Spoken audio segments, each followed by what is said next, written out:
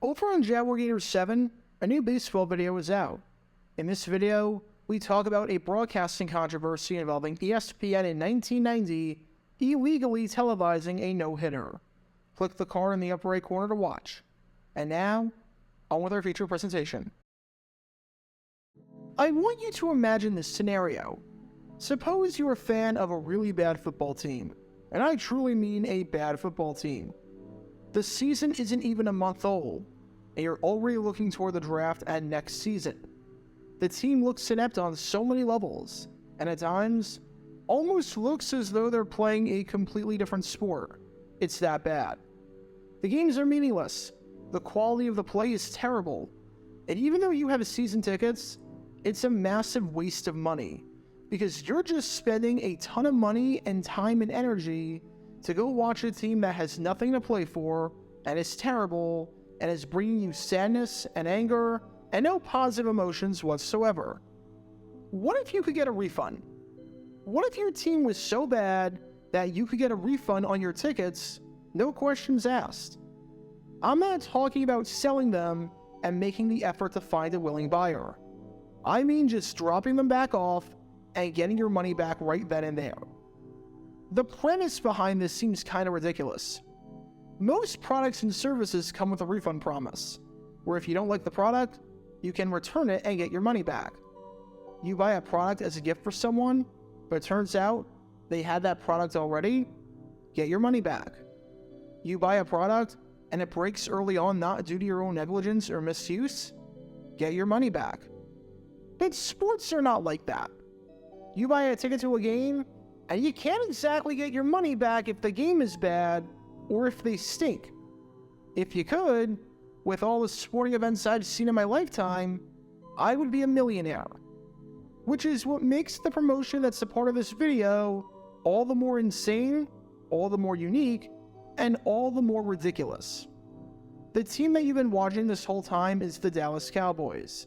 And in 1989, to say that they were a laughingstock and an embarrassment would be an understatement.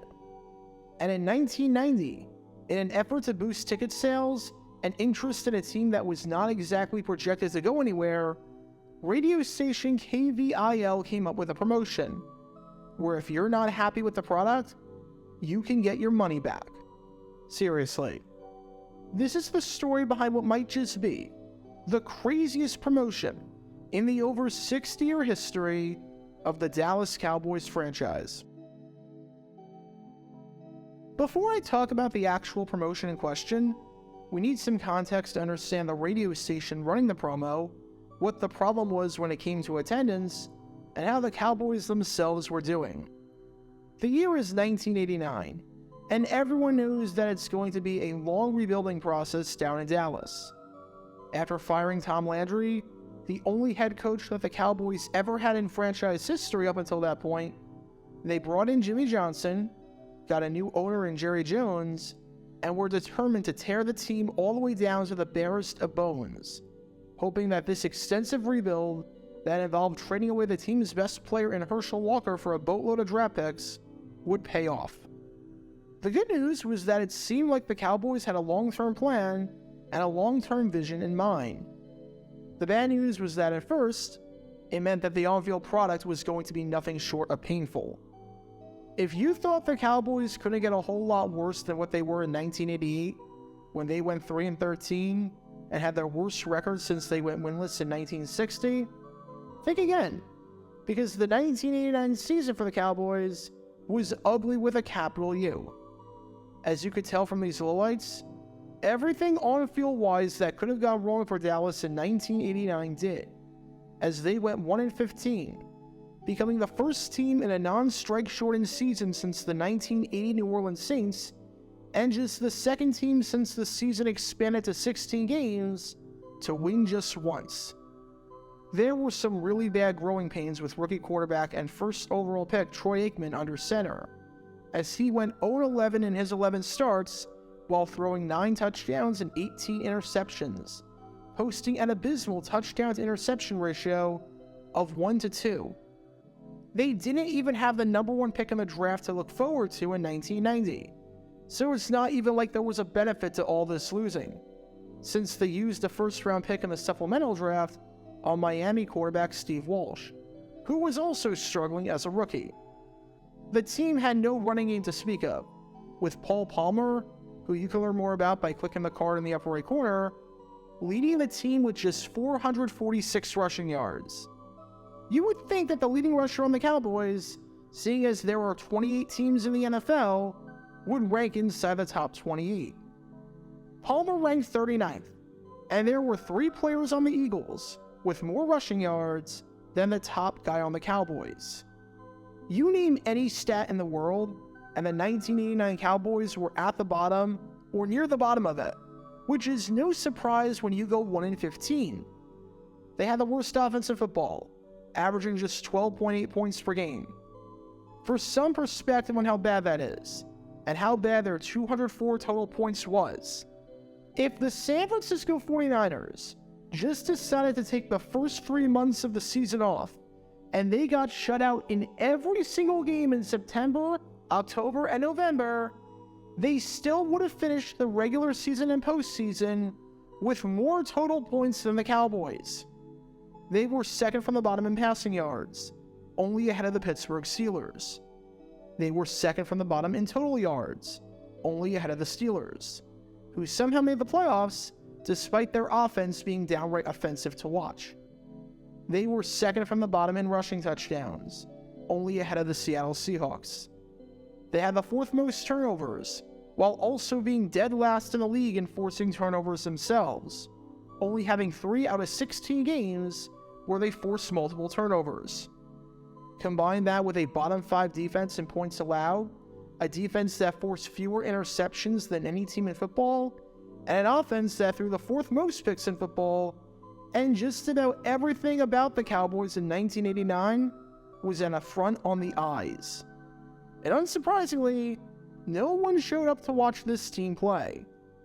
When you've got a team that has the worst point differential in the NFL at -189, has won just 4 games over the last 2 years, and not only failed to win a single game at home, but had lost 14 straight home games dating back to 1988, people aren't going to want to spend money and spend their Sunday afternoons at the stadium paying for parking and overpriced concessions to deal with it. Don't win a game at Texas Stadium since September 25th, 1988, which you can learn more about by clicking the card in the upper right corner? Don't show up and waste your Sundays. 6 of the 8 home games that the Cowboys had in 1989, including their Thanksgiving game against the Philadelphia Eagles, were blacked out and were unable to be shown on local television because the game did not sell out. Multiple games, including a Week 8 loss to the Phoenix Cardinals and a Week 13 loss to the Los Angeles Rams, drew less than 50,000 spectators. Their final game of the season, held on Christmas Eve and a loss to the Green Bay Packers, barely drew 40,000 fans, as only 41,265 bought tickets, not counting the no-shows, of which there were quite a few. The average attendance for the Cowboys in 1989 was an abysmal 52,630 fans per game, and this was a stadium that held over 65,000 spectators. Every game was a sea of blue seats, unoccupied, and not looking to be occupied anytime soon, because the product was that bad. The Cowboys were in a dilemma. On one hand, they seemed set for the future. They had the man that they thought was their franchise quarterback, they had a heck of a coach that everyone believed in, and they basically owned every draft for the next few years. If they could take advantage of these picks, they'd be set. On the other hand, you need to get butts in the seats. And even though the team is on the right track, there's still going to be a heck of a lot more losing. It's going to be tough to convince the fans to come back. And that's when a radio station had a crazy idea. The station in question is KVIL, and starting in 1991, they were going to get the rights to broadcast Cowboys games, as after 19 seasons on KRLD 1080 AM, the games were moving over in 1 year's time to 103.7 FM, as the station put together a 5-year deal worth between $3 million to $3.5 million per year. it was an aggressive offer, especially since the last offer with KRLD was worth only $2 million per year. Aside from the money, it was an offer that the Cowboys couldn't refuse, because the station was offering the ability to broadcast games in stereo, something that KRLD couldn't do, was going to have reporters during the game to conduct interviews, and was going to have a 1-800 number specifically dedicated to the Cowboys. Both sides seemed thrilled with the deal, unsurprisingly. Disc jockey and program director for the station, Ron Chapman, said, "A Cowboys game is more than a sporting event. It's a social happening. We want to be a part of it." While owner Jerry Jones said, "We couldn't have done the deal with a classier organization or classier people. We're excited to be involved with the talent at KVIL. Those people are near legendary." And KVIL had an idea to let people know that starting in 1991, they were going to be the official station of the Dallas Cowboys. You hated the product on the field in 1989? You regret spending money on the team? Well, we're so confident that things are going to improve, both in terms of your in-game experience and the on-field product, that we're going to give you your money back if you're dissatisfied. Seriously, when you bought a season ticket package, you were paying for 10 games, 2 preseason, and 8 regular season. We'll give you the option to buy Cowboys season tickets for $250 total, or $25 a game, and you'll get to watch the first 5 home games, the 2 preseason games, the Week 1 game against the San Diego Chargers, the Week 2 game against the New York Giants, and the Week 5 game against the Tampa Bay Buccaneers. If, after 5 games, you're dissatisfied with the product, you don't want to go anymore, and you feel like your time is being wasted and the team stinks, we'll give you your money back, and we'll refund the final 5 games. KVIL was picking up the entire tab, and in the hypothetical scenario that everyone refunded their tickets, they'd be on the hook for all of it. This promotion was incredibly bold. If there's one thing that you learn in sports marketing and whatnot, it's that you never make promises about the on-field product, because that is entirely out of your control. And here was KVIL offering to pick up the remaining 5 regular season games if the Cowboys were not good. They start out 0-5 or 1-4, and they look inept like they did in 1989, and they're in the red and in some serious financial trouble before they even get the rights to broadcast Cowboys games. But Chapman was banking on the Cowboys being better. In the words of Howard Jones, things could only get better, right? As Chapman said, the wager is that it will be a moot point after fans see the team. And what's odd about this is that KVIL, at least from everything I could tell, got no direct benefit from this. You had to go through the Cowboys to buy the tickets. It was entirely KVIL's idea, so it's not like this was needed to get the deal in 1991. And you're not listening to KVIL as a result of this promotion, since if you want to listen to Cowboys games on the radio, you have to do it for 1 more year on the other station, KRLD. Plus, you're not listening to KVIL for sports anyways, since they play music, and KRLD is an all-news station. Yet, the promotion was a gigantic success at first. Joel Finglass, the Cowboys director of sales and promotions, called it the most successful promotion I've ever been involved in. And that can't be surprising at all, seeing as the Cowboys had no risk here. All of the risk was for KVIL, because they would be the ones refunding the money and buying back the final 5 games. In total, 3,500 season tickets were sold at $250 a pop as part of this month-long promotion, coming out to $875,000. The promotion was so successful, in fact, that the Cowboys had to add 6 phones to their ticket office that previously weren't there just to keep up with the demand. From July 23rd to August 25th, KVIL broadcast the promotion often during commercial breaks in their music programming.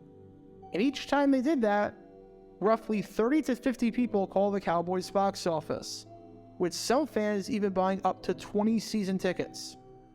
So the promotion was a resounding success in terms of its objective, selling tickets.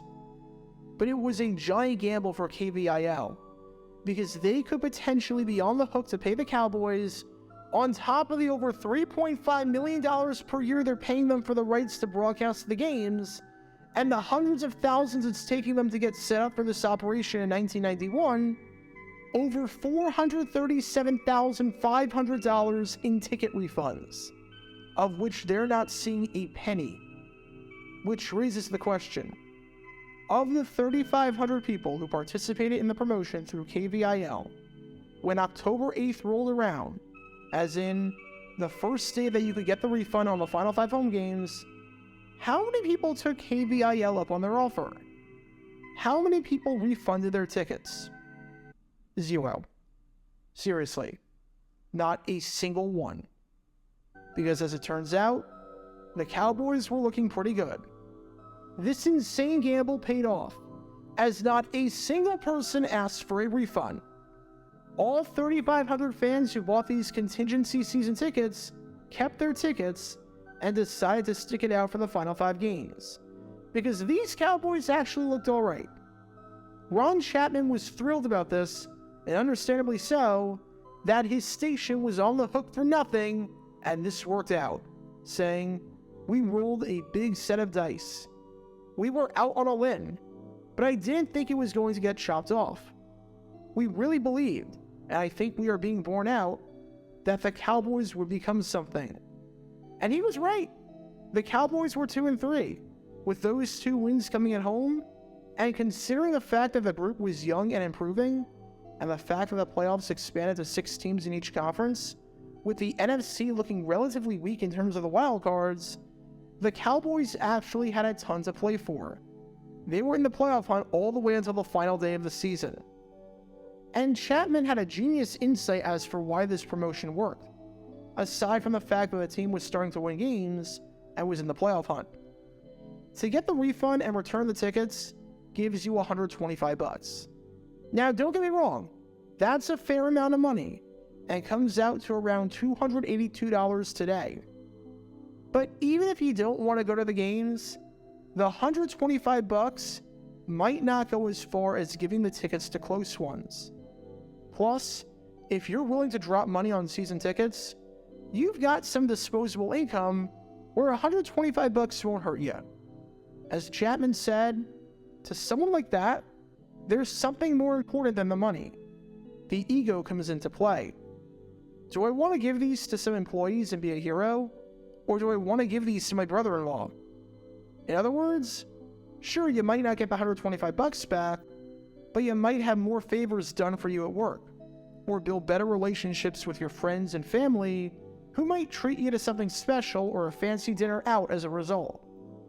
Chapman was banking on a wide variety of things for this insane promotion to work, and worked well beyond his wildest dreams. Again, the idea behind this promotion seems almost absurd. It boils down to if a team is bad and isn't performing the way you want them to, you get your money back, and we could be out $500,000, or over $1 million in today's money, which is not chump change by any means, especially for a radio station. KVIL received no direct benefits from this, and was on the hook for everything. Something like this could have been one of the stupidest promotions of all time if it failed. Instead, it was genius, and worked not just as intended, but better than intended. It gave KVIL good PR, built hype around the Cowboys from people who otherwise might not be hyped, and increased ticket sales drastically. It truly was a win-win for everyone involved, for the station, the team, and the fans. And considering the circumstances and the success, it has to be, without a doubt, the craziest promotion in Cowboys history. Get your official Jaguar Gear 9 merchandise by going to jj9shop.com, and be sure to like and subscribe, as it really helps the channel out a lot. Join me every Wednesday night where we'll play NFL Trivia for cash prizes at 9 p.m. Eastern over on Twitch. To learn more about the history of college football, subscribe to Jaguar Gator 8. To learn more about the history of Major League Baseball, subscribe to Jaguar Gator 7. Also, special thanks to all of our Patreon supporters for helping out the channel. Your support is greatly appreciated. See how you can become a patron and request future video topics in the description below.